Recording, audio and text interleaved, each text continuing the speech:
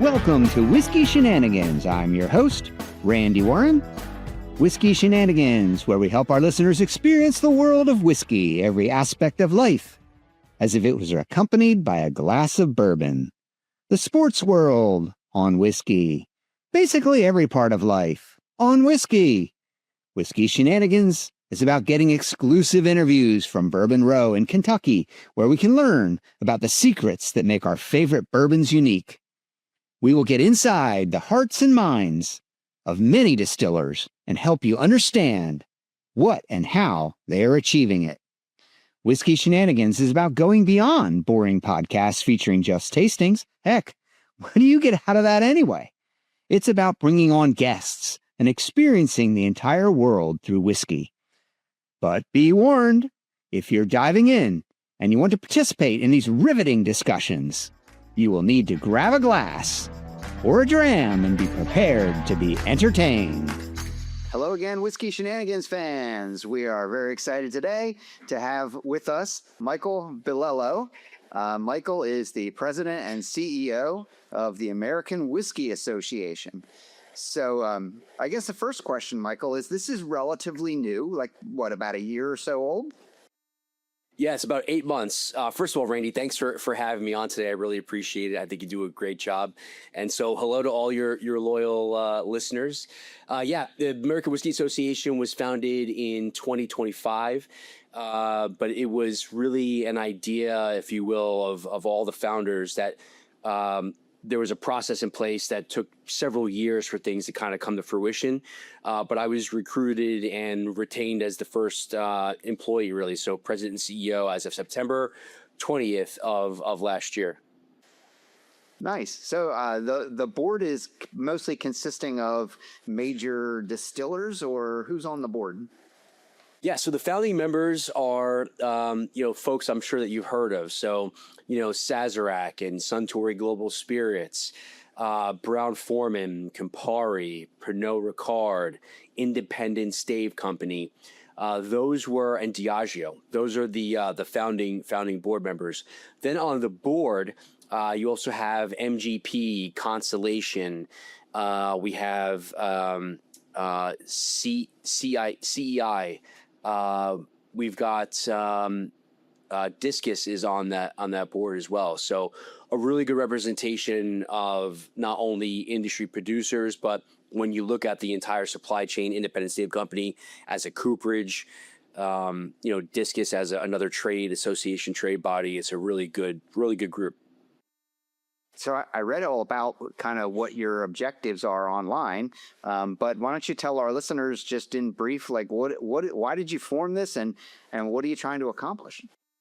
Yeah, so really the mission is very simple and very exciting and inspirational. It is to make American whiskey the world's whiskey, and the way we're going to do that is by protecting, promoting, and leading American whiskey. And so our focus really is when you look at the state of American whiskey, if you will, right? We just came off of a historic high. And now we are in a place where things are starting to normalize, right? When you look at the numbers, when you look at the sales data, regardless of the data set, whether it's, IWSR or SipSource or Nielsen, things are beginning to normalize. On a volume standpoint, things are getting back to really where they were just prior to the pandemic. But when you look at the premiumization numbers, they're actually very inspiring. I think those who are saying that premiumization is dead aren't looking at the right data set. But with the normalization of things here in the U.S., we know that we can no longer rely on the domestic market to make our goals. And when I say by goals, I mean the intention of all of this amazing American whiskey aging in rickhouses across the country, not just in Kentucky, not just in Tennessee, but literally from the Atlantic to the Pacific. And so we know that we have to look at our export markets. When we look at our export markets, there are the export markets that we've always been able to rely upon. UK, right? Great market for American whiskey. EU, there's some tremendous countries in the EU who have a real affinity for American whiskey.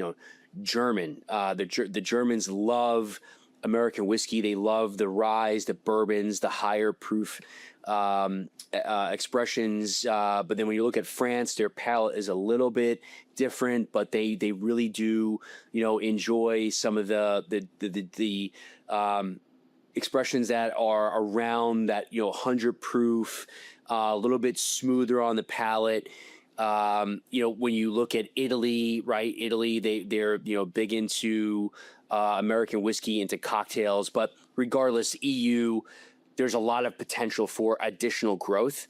The way we're going to accomplish that is through, I think, mixology programs and cocktail culture. When you look outside of the UK and EU, right? Canada, what's happening in Canada? Well, we now know that in Canada, we have all but been shut out of that market, right? There's a essential boycott of not only American whiskey, but American spirits in general, except Alberta and Saskatchewan. But then just coming out of recent meetings here in Washington, D.C., learning about some retaliation by the form of tariffs that are going to happen. President Trump has said that they could be, tariffs could go on Canadian products as high as 100%. So that's not a great market for us to be relying on right now. In fact, it's a market that we would say has been lost, right? There's significant loss there, albeit they are only 1% roughly of the American whiskey market.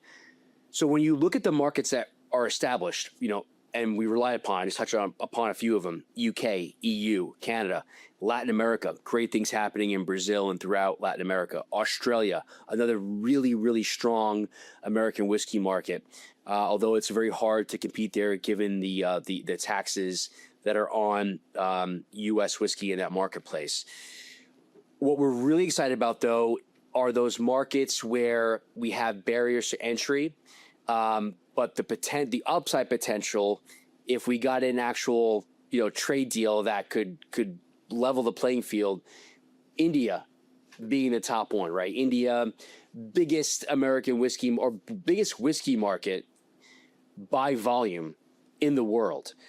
Aspiring middle class, right? They're going to have 1 billion people in their middle class in a few years. So there's a lot of potential there. There's a real affinity for American whiskey. And when you talk to the younger generation, the middle class Indians who are aspiring to achieve stature within their country, they don't want to drink their father's scotch. They want American whiskey. So there's real potential there. I just came back from Singapore. Singapore, another great market for American whiskey. In fact, a springboard for American whiskey to the rest of Asia. When you look at the rest of Asia, Vietnam, the Philippines, Thailand, these are markets that have a lot of potential. So bottom line is, I know I meandered a little bit there, but the bottom line is we can no longer just rely on domestic sales. We have to look at export markets. And when we look at export markets, we can't just look at our traditional export markets. Even though there's room there to take market share and move the needle, we have to look at markets where there's a lot of potential, but the current playing field there is not level for American whiskey like India. But the upside potential there is tremendous. Didn't India? Trump put. What did he do? I thought he came to some kind of a deal with India to drop tariffs or something like that on American whiskey, so that could be imported to India, because they used to have like 100% or even 150% tariffs on American whiskey. What's the status of that? Yeah, Randy, you're spot on. So the tariff from India on American whiskey was at 150. Modi came to visit Trump when he first was elected in January of last year and dropped it from 150 to 100, but just for bottled bourbon. 150 remains in place for rye, wheat, all the other classifications of whiskey. So we've been working very closely with the U.S. Trade Representative on getting a better deal for American whiskey in that marketplace. The U.S. has an amazing ambassador there in Sergio Gore, who I think is really leading and representing American companies, American interests in India. And so we hope, and we're very hopeful that this new deal that we are very, very close to getting the details on and being able to speak about freely is going to put American whiskey on a level playing field with Irish and Scotch. And Irish and Scotch, as you know, in that country, they've got a pretty good deal. They have a better deal than American whiskey. We need a better deal in order to compete there and meet consumer demand. That's fantastic. That'll be great. I mean, that is just a massive market. I mean, if you think about Huge. they have what 6 times more people than we do in that country than we have in ours, and yeah, it's just a huge market. That would be great for us to open that up. And Latin America too. I was talking to a craft distiller down in San Antonio, Texas, and he was telling me like his number one selling product is agave infused bourbon. Like the people in Mexico, that's what they like. They're like really enjoy it, and it's just flying off the shelves. Like there you go. I mean, you've got to tailor it to certain demographic tastes, and Sure. that's okay. I mean, they make a great product, and now they add a little bit of local flavor to it, and wham, you got a real hit. Yeah, and that's why I'm really bullish on American whiskey globally, the potential over the next decade, is when you look at our product, right? When you look at American whiskey, regardless of whether it's bourbon, rye, wheat, Tennessee, it's a real versatile product, to your point, right? It could be tailored and incorporated in mixology and cocktails to meet the local palate. For instance, again, Singapore, great bar scene, a very elevated hospitality scene there. They want premium products. There, a cocktail mixed goes between 25 and 30 Singapore, which is right about in line with American dollars. So what does that mean? The consumer is doing some pre-gaming, right? We're hearing about pre-gaming, although, not to date myself, but I graduated Florida State University in 2001. I feel like we were the pioneers of pre-gaming. Randy, I know you pre-gamed as well. But people are pre-gaming because of the cost of cocktails, right, when they go out. So you have a couple of drinks at home, responsibly get to your destination. At that price point, you may only have 1 or 2 drinks. So what does that mean? You want something that you feel like you're getting a good return on your investment. You probably want a story about it. You probably want a higher proof because you're only going to have 2. And let's make something interesting. When you think about that, that's where American whiskey really thrives, right? I feel like it's tailor-made for that type of situation. In Singapore, I had a wasabi highball, and it was amazing. So local ingredients meet American whiskey, and you have an amazing cocktail on that cocktail menu. In India, I heard they're using young Indian ginger to make whiskey mules there. So wherever you go, they're taking, to your point, local ingredients: agave in Mexico, young Indian ginger in India, wasabi in Asia. I know they're using chili in South America to make some interesting cocktails. You put American whiskey in a mixologist's hands, and it's a versatile tool for them to just go crazy with. And I don't know if there's another spirit out there that you could do that with. Yeah, it is amazing, and it's really fun to see, reading some of the magazines and whatnot, and they're talking about all the new cocktail creations that people are coming up with, and it's just fun to see, what's out there and to try different things. And I think people, like you said, they're looking for an experience. They want to go to a place that is kind of cool and order something that they don't have at home. Right. Yes. Yeah. 100%. I don't think people are waddling into bars anymore, like down at the local corner, and just ordering the same old thing that they used to order, 5,000 times in a row. I think they're looking for, experiences and something interesting, something like you said, something that people can talk about. It's kind of cool. Right. Yeah. And even if you drink it neat or on the rocks, which I'm a huge fan of, even then the variety, the selection is amazing. And that's also why I'm really excited about what's going to happen over the next few years for the consumer. The amount of American whiskey aging right now is there's a lot. And you could either see that as a burden or you could see it as an asset. And I think a lot of our member companies, and when you talk to the master distillers and you talk to the people that are leading innovation, they're very excited about this. for the consumer, because the expressions, the age statements, the different finishes, the things that are come out, we think we've seen the heyday of American whiskey and bourbon. We haven't even scratched the surface yet. I think the next few years, I'm very, very excited for the consumer, because what they're going to get, they're going to get spoiled, and that's great. Right. And you're touching on the kind of what Whiskey Advocate just came out with on their magazine. Now, you probably saw it was the ultra age trend, where some of these bottles are coming out with 18, 20 years, 25 years. And it's not always easy to do that in Kentucky, because it gets pretty hot in the summertime. Yes. So it ages a little bit quicker than it would, in Scotland, for example, or something like that. But, what do you think of that trend? You think that trend will continue? And you said it's good for the consumer, which it seems to be. Yeah, sure. Why not? So what's interesting, and so the American Whiskey Association really was started by American producers because they saw how effective the Scotch Whiskey Association has been for Scotch whiskey.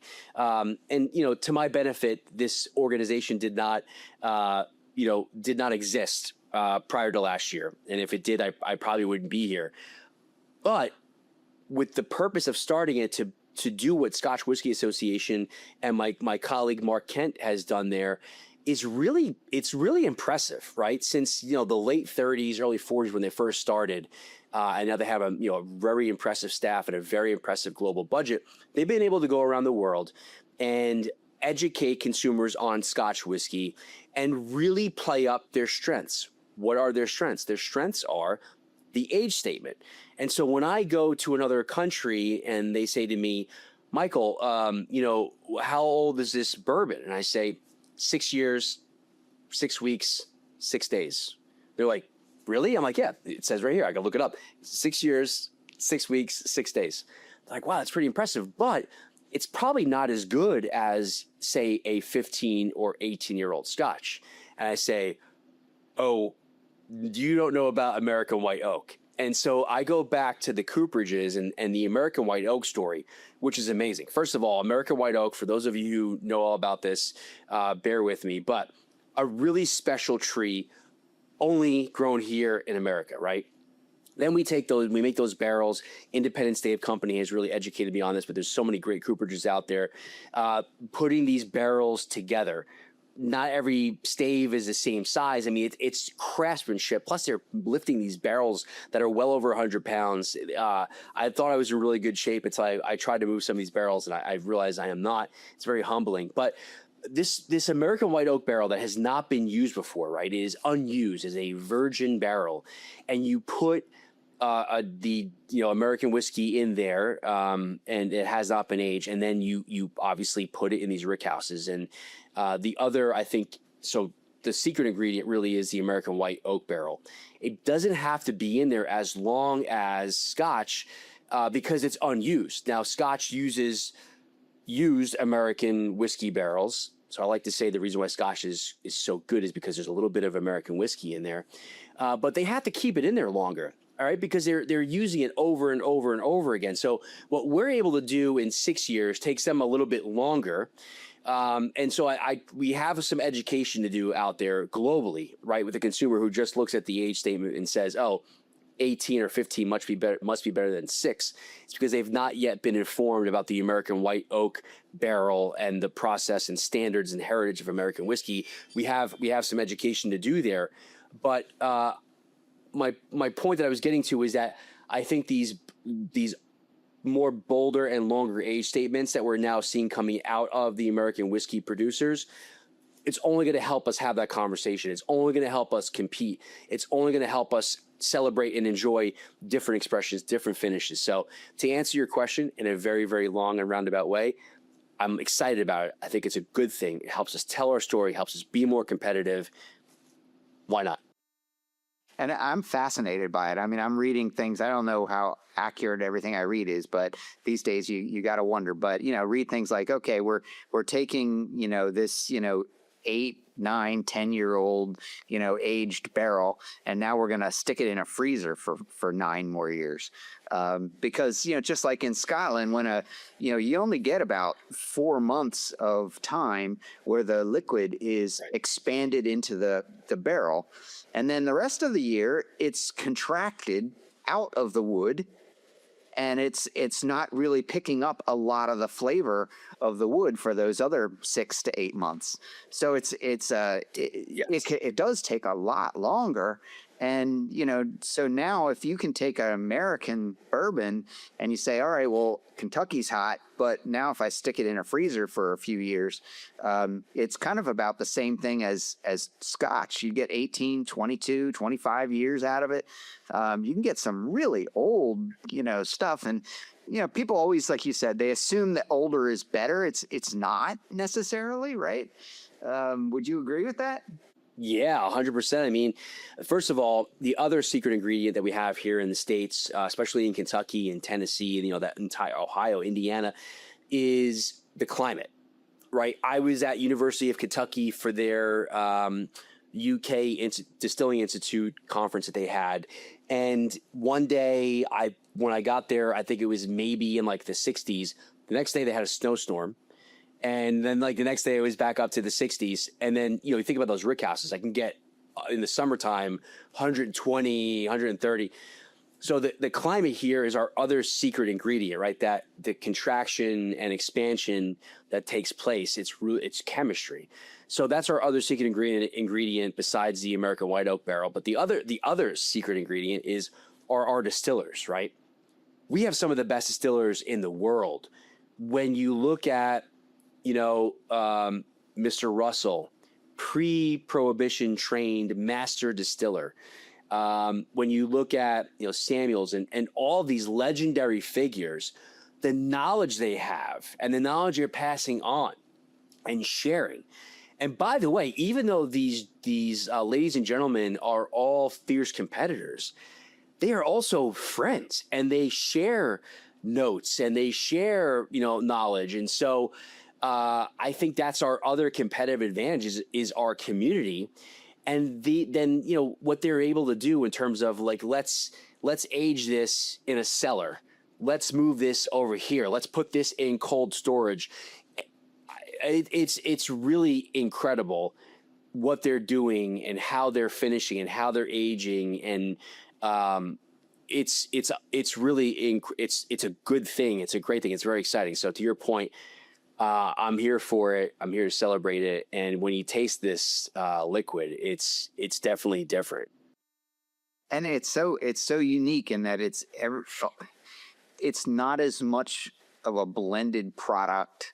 I mean, some of them are really blended and they really good for that consistent, every bottle is the same kind of thing, but a lot of them don't.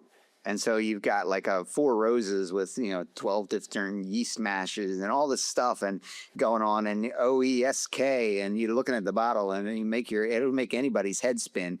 But, a lot of them come out and they're very unique, and every bottle could taste different, which is kind of cool as well. I mean, if you get into that curve, it's pretty interesting. Yeah, I mean, look what Maker's Mark. I'm in the Suntory office here in DC, but look what Maker's Mark has done, with their wheat whiskey and the cellar aged. Look what Wilderness Trail, has done with the sweet mash bill. I mean, it's great. It's fascinating, yeah. And so I read somewhere that you're working on a socioeconomic impact report. Yes. Is that accurate? How's that coming along? Yeah, so we're going to work with Oxford Economics, which is a leading group. They are going to put together the first ever grain to glass economic impact report for American whiskey. It's really going to show the entire value of the American whiskey supply chain. So from the farmers who grow the grain to the coopers, the distillers, then obviously the larger hospitality sector in the United States. But there's really not been an accurate study that takes into account all of this. And so we're really excited about getting this kicked off with Oxford Economics. This will be an annual report for the American Whiskey Association, and I think it'll paint a really accurate picture, because we need to, in order to advocate for American whiskey, we really do need to understand the entire value of the supply chain, so that when we meet with, whether it's state elected officials, or here in Washington, D.C., or we travel abroad and we're meeting with ambassadors and trade bodies and, agricultural officers, they should know what American whiskey means to the U.S. economy, and make sure we have a total accurate picture of that. Yeah, and your office is primarily right in downtown Washington, D.C. on Pennsylvania Avenue, right?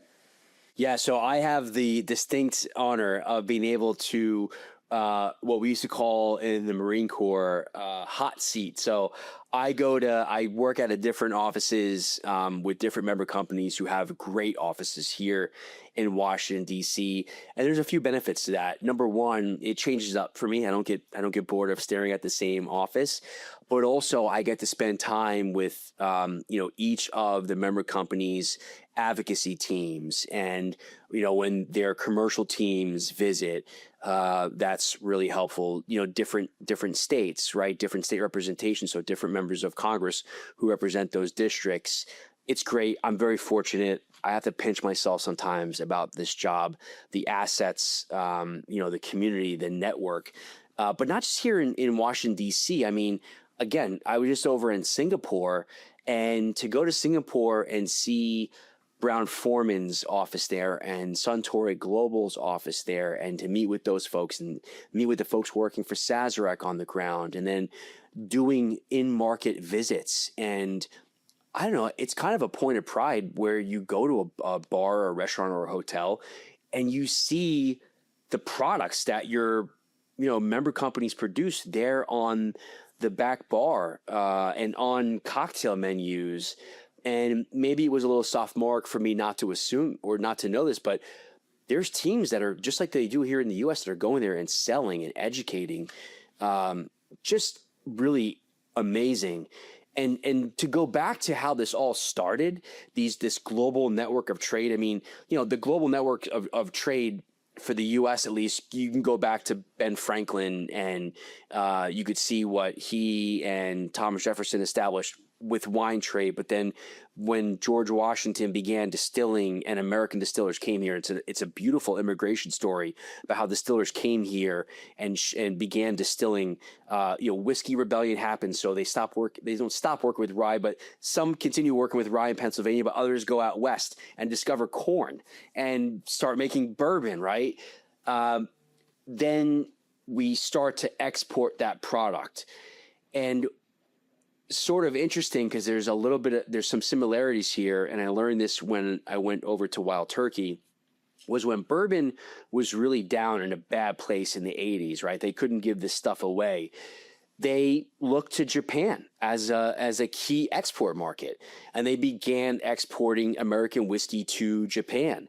And some will say that the Japanese market really helped the bourbon suppliers and the American whiskey market make their way out of what was a really bad and tough time for American whiskey. So Japan, as an export market, really did the bourbon producers in Kentucky a huge solid, right, by becoming a great market for them to have access to. And conversely, we created this amazing whiskey that the Japanese just fell in love with. And then, the marriage between Suntory and Beam is in the storybooks, and it's amazing. And the collaboration and the sharing of distilling knowledge is awesome. I share that story because I feel like India and parts of Asia will become those markets that help us get out of what is a state of normalization and into a phase of global growth that is historic. And so if I could predict anything on your podcast today, when they find this, online or whatever platform 10 years from now and look back at this, I will predict that American whiskey will be in a global growth phase that will be not only historic, but something that will continue to fuel the industry here in the U.S. And I'll say here, I think we're going to take market share from other world's whiskeys, because American whiskey, we are on a mission. It will become the world's whiskey. Yeah, to your point, I mean, one of my favorite remembrances or stories from one of our early podcasts we did was with Harlan Wheatley at Buffalo Trace. And, he talked about the 80s when he would go to bars and it'd be like, talk to the bartenders who are like, oh, we don't need any of that stuff. Right. We have a bottle back there. That's all. That's all we need. We have no demand for this stuff. But you couldn't, So like crazy. you said, you couldn't give it away. Yeah. And now, Buffalo Trace produces some of the most sought after, products in the marketplace. It's pretty cool how things have changed. It's going to get better. They're killing it over there. What a great team, great leadership over there. Amazing distiller, amazing distilleries to visit. I mean, just a world-class organization. But when you look at all the founding members of AWA, they are literally first-class, world-class organizations who are leading, and I take my stewardship of their brands in this category and even consumers very seriously. And we all play a role in this. Like when we travel abroad, we're on vacation, have a conversation with the mixologist, have a conversation with your server, or when you're at your hotel, ask about American whiskey, share stories. That's what this product's about. It brings people together. It's about storytelling. You can educate them just as much as you educate, they educate you. Whenever I go to Italy with the family, or I'm always teaching a bartender how to make it old fashioned because I ask for it. They usually, depending on where you go, they'll sometimes just give you soda water with like bourbon and an orange slice. And I'm like, okay, you mind if I get back there and like we could talk about this? So we're all advocates. We're all ambassadors. We have something very proud that we can share. And the other beautiful thing about this is that American whiskey is above all the politics of the day. So no matter where you go, someone will ask you where you're from. You say America. There may be some, awkward conversations for the first 1 or 2 minutes, but if you bring it back to American whiskey, I guarantee you'll find common ground, and it'll be a great interaction. And you'll make new friends, that's for sure. And you'll make new friends.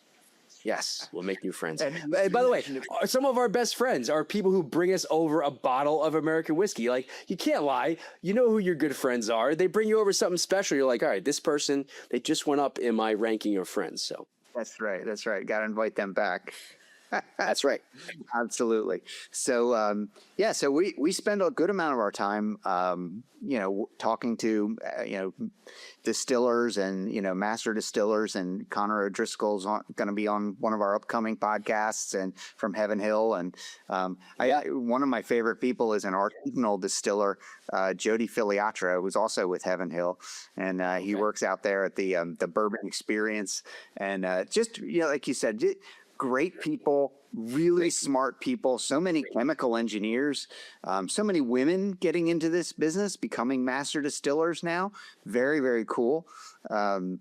It's a really interesting business, and I enjoy it tremendously. But if you had any advice for us, what would you say? What's the best way for Whiskey Shenanigans podcast to partner with some of these folks? So I think, first of all, you're giving everyone a platform, right? That's the first thing, and you're very easy to have a conversation with. So I think if you use your platform as you have, and getting people to share their stories, share the things that they're working on, their efforts, right? Making sure that people understand that, ask questions about why is this important? Why are you doing this? I think the more people you have from the American whiskey ecosystem, from, again, the distillers to, a public policy guy, I think your listeners and you as well, you'll piece together everything we're working on. It's really impressive, right? Even though this is a massive industry and we have a lot of product and we have a lot of different people and we're fierce competitors, globally, what we are all focused on making American whiskey the world's whiskey. And I don't know about you, but when you meet these folks, and you've interviewed a lot of them, I don't think there's anything that's going to stop us, right? We're all very determined. We're all very resourceful. We're all very committed. And by the way, we have a world-class product. And a lot of the world hasn't even met it yet, right? They've not gotten liquid to lips yet. But when they do, think about that emotional reaction you have when you taste something for the first time. Or maybe it's even something for the fifth, sixth, seventh time, but it's just so special. Think about that emotional reaction, and now think about the people who haven't had that yet. That's really exciting. And then also think about, again, the mixologists. I mean, the mixologists, those are our evangelists. We need to do more mixology exchanges. I would encourage you to have more mixologists on, because these are the folks that are educating our consumers, that are engaging with our consumers, who say to someone who bellies up at the bar, I know you just ordered this, ready for this? I'll use an example. I know you've ordered an espresso martini with vodka, but have you tried an espresso martini with rye whiskey? Have you tried a Bloody Mary with bourbon? When I was over in Singapore, there is so many great clubs, so many great bars, and the espresso martini is something that everyone orders there, right? Because they want a little pick-me-up. I asked everywhere I go, I challenge them, have you ever made this with rye whiskey? Now, it has to be the right rye whiskey, but there's some out there that make an incredible espresso martini. And when you do that, the mixologist's eyes open up, right? And what I love about them is they'll mix it, and they'll take that straw, and they'll take a little sample in the straw, and they'll taste it, and then their eyes light up, and they're like, I never thought about this. But guess what? Now they're going to offer that up to the next few people who come through that bar, who come through that restaurant, who come through that hotel. And then when they have it at the bar or the hotel, right, on premise is where discovery happens, they then go home and they tell a friend, and they do it in their home bar. So that's great. Well, I don't want to take up any more of your time. I really, really appreciate you coming on and sharing all this information with us. Well, thank you so much again, Michael. We really appreciate having you on, and we will talk to you again. And if you're at a Bourbon Fest in September, I'll be there, and, we'll probably run into each other. Have a good day, Michael. Welcome, Whiskey Shenanigans fans, to the Whiskey Shenanigans portion of this episode. Thought we'd take on another topic today: why whiskey is central in American culture. So, doing some research on this, it seems that particularly bourbon, but whiskey in general, occupies a pretty distinct place in American cultural history, architecture, not merely as a spirit, a distilled spirit, but also as more of a social instrument. It's a medium through which stories are told, milestones are marked, and continuity across generations is quietly reinforced. Unlike beverages that are consumed casually, whiskey tends to appear when something meaningful is happening or about to be said. At a structural level, this begins with bourbon's legal and geographical identity. By definition, bourbon is uniquely American, codified by law and historically rooted in states like Kentucky and Tennessee. That origin story matters. From frontier distillation practices to post-Civil War industrialization, whiskey has evolved alongside the country itself. It became associated with self-reliance, craftsmanship, and a certain rugged individualism, themes that still resonate with Americans today. To fully understand whiskey's place in American culture, you have to widen the lens and include the mythology of the American West, because this is where whiskey stopped being just a product and became a symbol of something more. As settlers pushed west in the 19th century, whiskey traveled with them, not just as a luxury, but as a necessity. On the frontier, infrastructure was thin, life was volatile, trust was scarce. Whiskey filled a lot of different roles simultaneously. It was currently an antiseptic, a moral booster, social glue, a bottle that settled nerves after a cattle drive, maybe, to close a deal, or to establish a fragile sense of order in an otherwise somewhat chaotic condition. The saloon became an operational hub of the frontier town. It wasn't just a bar, it was the closest thing they had to a civic center. Deals were negotiated there, disputes were aired, alliances were formed, and almost invariably, these interactions were mediated by whiskey. The act of pouring and sharing a drink created a temporary contract, a pause in hostilities, a willingness to engage. In an environment where formal institutions were weak, or maybe even non-existent, whiskey helped to create informal ones. This is where the cowboy enters the cultural equation. The cowboy archetype, independent, restrained, guided by a personal code, aligns closely with how Americans still perceive whiskey today. There's an economy to both. Cowboys didn't indulge in excess. They operated with discipline. When whiskey appeared in the context, it's not about intoxication, it's about punctuation. A long day comes to an end, the job well done, completed, a moment is being recognized. American film and television have reinforced this association for many decades. One great example is Unforgiven. In Unforgiven, whiskey is used deliberately as a narrative device. Clint Eastwood's character, William Money, is a reformed outlaw whose return to violence is marked by his return to drinking. The bottle signals a shift, not just in behavior, but in identity. Who is William Money? Whiskey becomes a boundary line between restraint and reckoning. But whiskey's deeper cultural role emerges from rituals that have unfolded over a lot of time. Pouring whiskey tends to slow things down. It demands your presence. Unlike just drinking a beer or a glass of wine, which can be consumed continuously, whiskey is typically poured in measured quantities, neat on the rocks or in a cocktail. That pacing creates space for conversation. It's no coincidence that some of the most important interpersonal exchanges in American life have happened over a glass of bourbon. Reconciliations, confessions, negotiations, and maybe most importantly, reflections.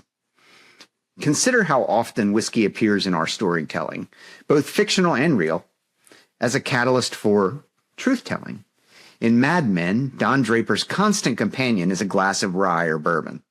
It's not just aesthetic, it signals moments of introspection, moral ambiguity, and identity conflict. The drink becomes shorthand for complexity, an emotional solvent that loosens guarded narratives. Similarly, in The Godfather, whiskey appears in scenes of negotiation, power consolidation, and where that's said and unsaid, and where what is said and what is unsaid carries literally life and death consequences. Whiskey also marks transition points, promotions, retirements, weddings, funerals.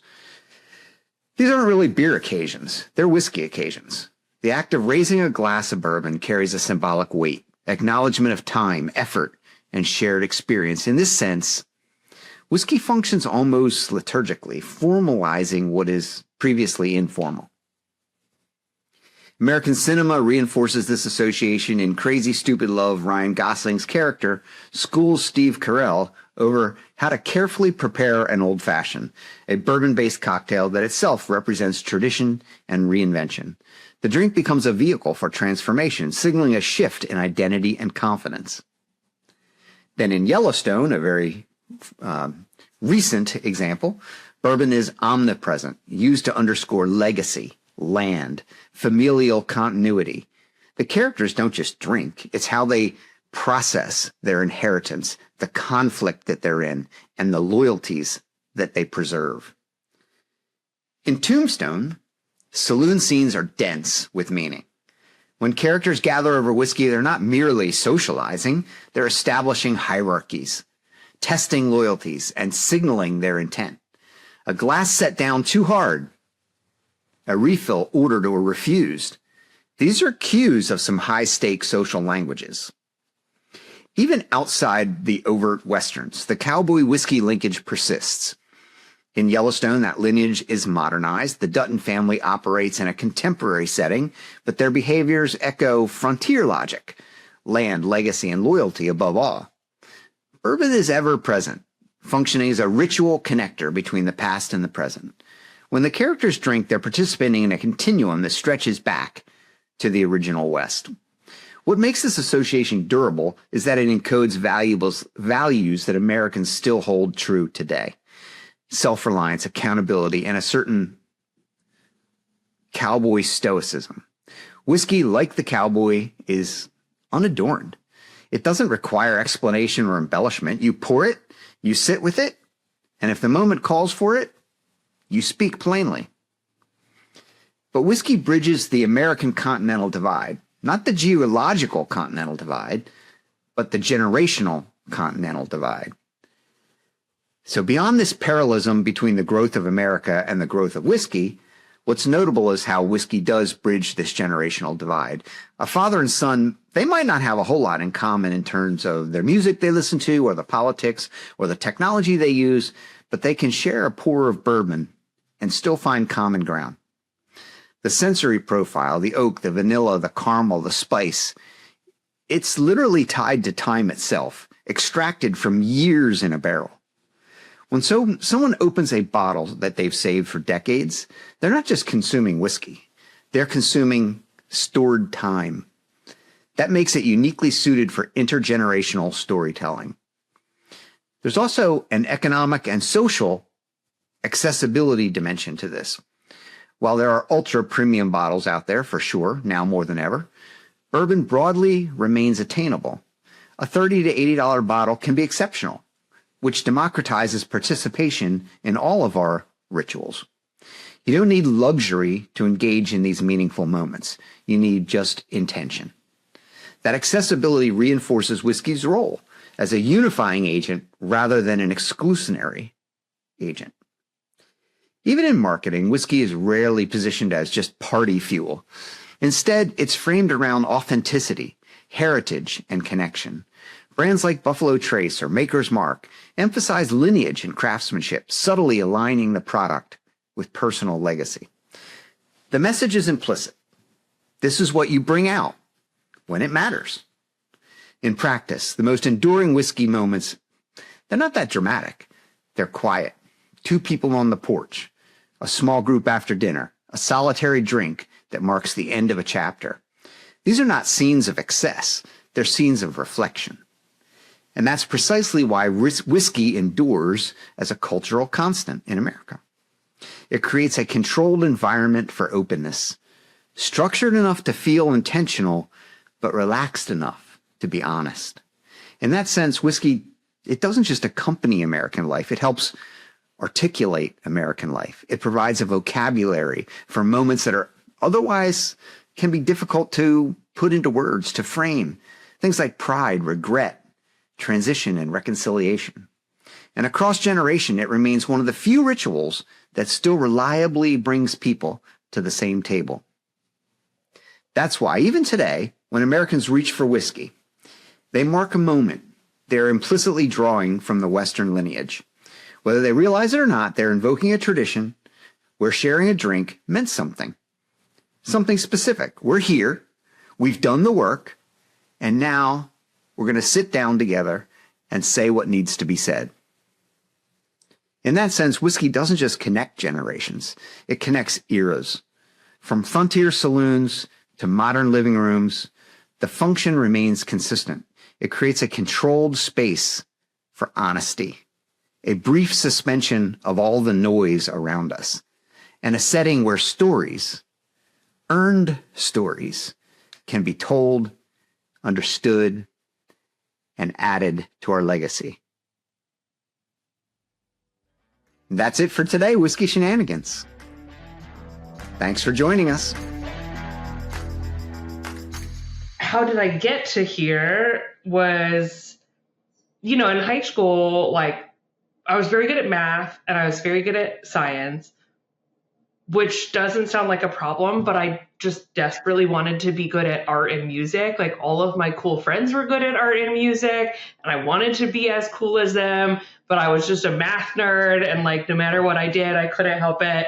And so this for me is as close as I can come, being good mostly at math, to making art. And I think that's what really brought me and drove me to whiskey. Unfortunately, no one mentions that as a potential career path when you're in high school and in college. It's not brought up. So I went to school to study chemical engineering because because that's what I was good at, chemistry and math.